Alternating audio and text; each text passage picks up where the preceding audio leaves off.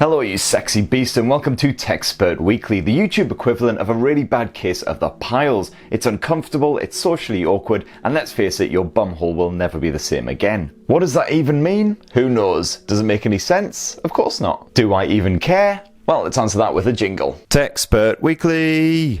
So let's start with tech launches, and undoubtedly the biggest of the week came on Tuesday when Realme whipped out its fresh new X3 SuperZoom, a more affordable alternative to the X50, which culls the 5G support and slims down some of the specs, while also adding an impressive 5x periscope zoom lens. And I've already done a full in-depth review of the Realme X3 SuperZoom, so go check that out here on TechSpurt for all you need to know. And at the same time, Realme also cunningly announced that it would be following in the footsteps of Xiaomi and Honor and releasing a buttload of smart gear soon. This includes a connected watch that costs just 50 of your British pounds and true wireless earbuds for just 40 quid. Bargainous. And I'm definitely hoping to bring you full reviews of both of those bad boys as well really soon to see if they're as good value as those Realme handsets. And in other news, OnePlus has teamed up with Epic Games, so soon OnePlus 8 series owners will be able to enjoy a bit of Fortnite action at a full 90 frames per second. Verily ye shall gasp with wonder at those extra fluid visuals as your brains burst forth from your skull in a super smooth motion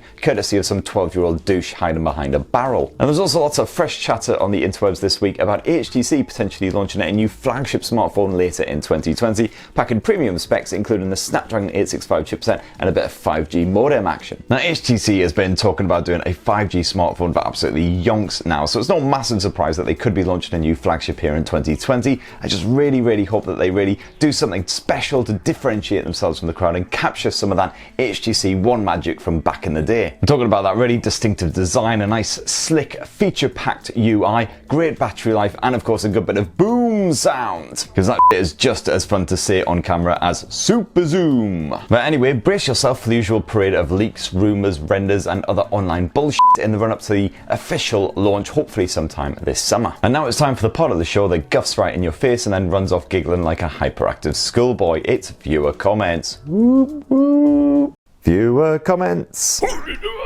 So let's start, as always, with Sony. And in last week's show, lots and lots of people thought I might have actually been reading the comments and everything off the actual Xperia 1 Mark II. Sorry chaps and chapettes, it was actually the Realme X3 SuperZoom, which I of course reviewed this week. It looks like the Sentinel was the only one to actually guess that right, so congratulations Mr. Sentinel. Your prize is the love and respect of your fellow human beings. I don't blame anyone for thinking that I was rocking the Sony flagship though, because of course in the past week or so we've discovered that some of our US and Canadian chums like that Unbox Therapy fella have actually got their greasy grubby little mitts on one, which didn't so much open the floodgates as blow them to tiny little bits for bugger tons of comments and messages and emails about oi baldy, where's your unboxing? To which I say sadly it doesn't exist yet because, full disclosure, I haven't got my hands on one yet. Hopefully soon, my pretties. And of course it didn't end there. I've had loads of other Sony related comments too. So Mon LaRue says, hoping the Xperia cameras can run with the iPhone and Pixel this time. Sadly, the price indications are nuts. Yeah, we finally have a price for the Xperia 1 Mark II, $1,200 US if you missed it. So that basically means over here in Blighty, it'll guarantee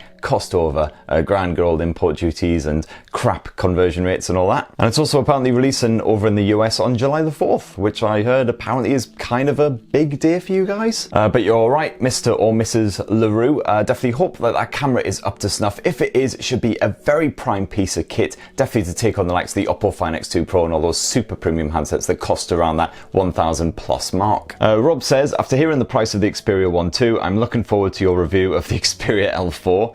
Yeah, that bad boy costs basically almost £1,000 less than the flagship smartphone. So that should buy you a good few rounds when the pubs eventually finally open again, even here in London. And Junkie228 says, I sure hope there'll be a smaller Xperia 5 Mark II coming soon as well. And yeah, me too. That Xperia 5 was a good size. Good to have those flagship components, but in a more compact, dinky handset. And I don't think you could get much smaller than the 5 II. I know, but a lot of people were maligned that it was still like sort of 6 inches basically.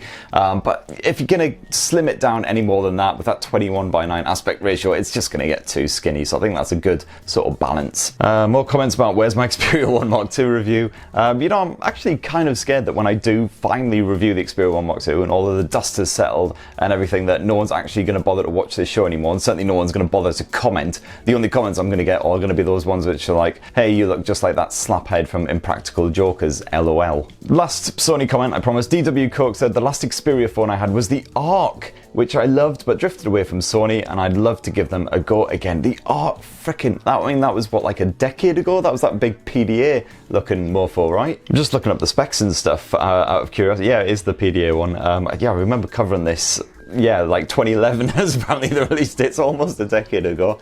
Look at this bad boy. 8 megapixel camera. It was, you know, doing pretty good for its time. 4.2, massive 4.2 inch display, 480 by 854. The Snapdragon S2 processor and half a gig of RAM. Look at that. Warmate Rob from Oz is back in touch. He says, Chris, did you say how long is a donkey's dingle? Unfortunately, yes, I did. Here in Oz, the translation of that would be, how long is a dead dingo's donger?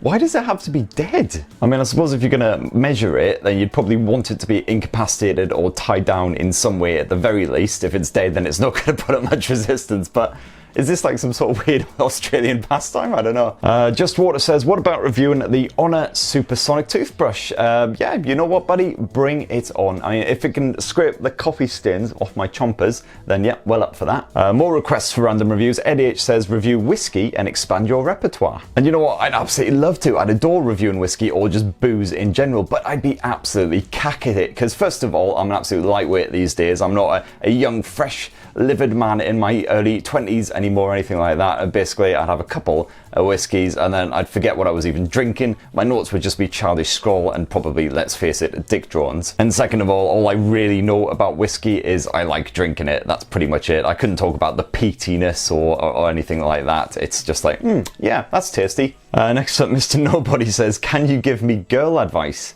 You're asking me? Jesus Christ, mate, the situation must be pretty damn desperate. I mean, I would say it's all about the confidence, but with a name like that, I'm guessing you're not exactly overflowing with any of that. But you should definitely start any conversation with, hey, I'm a big fan of that YouTube channel, Techspert, what do you think? And if they have absolutely no clue, they just blank you, then pfft. But of course, I've got such a huge female following that pretty much any lady you speak to is going to be all about the Techspert.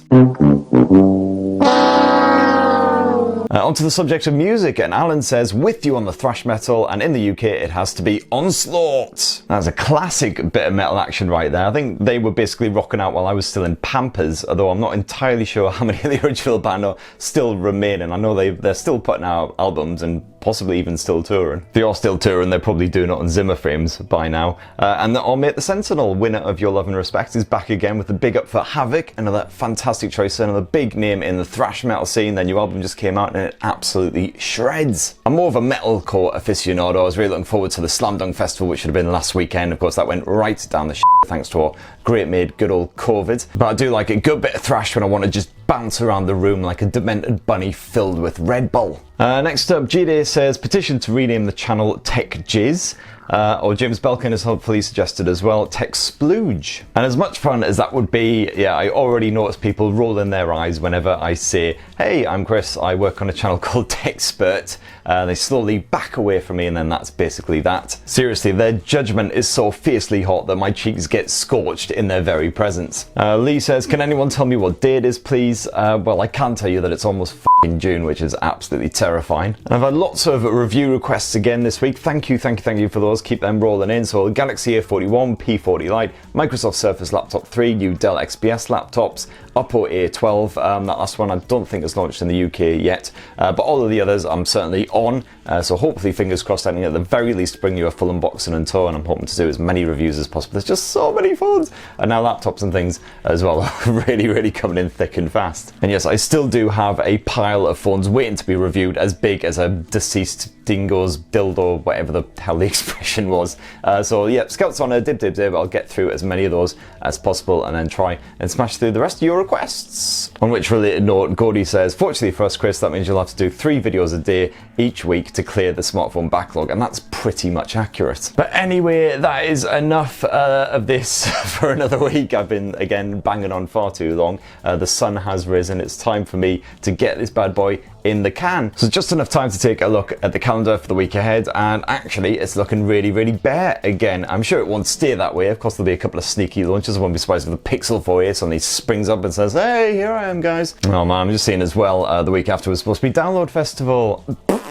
But don't worry, there'll still be plenty of content hitting the channel, including hopefully a full review of the Motorola Edge, the phone that's blacker than black. Hopefully Focus is somehow picking up on that, because it really struggled during the unboxing. And plenty more stuff besides, and of course, good old Spurt Weekly, same time next week. Thank you very much for everyone who commented last week. Please do smash your comments down below, and I'll get through as many of those as possible. Have yourselves a lovely weekend, and speaking of that whiskey, that sounds like a damn fine idea. Cheers everyone, love you!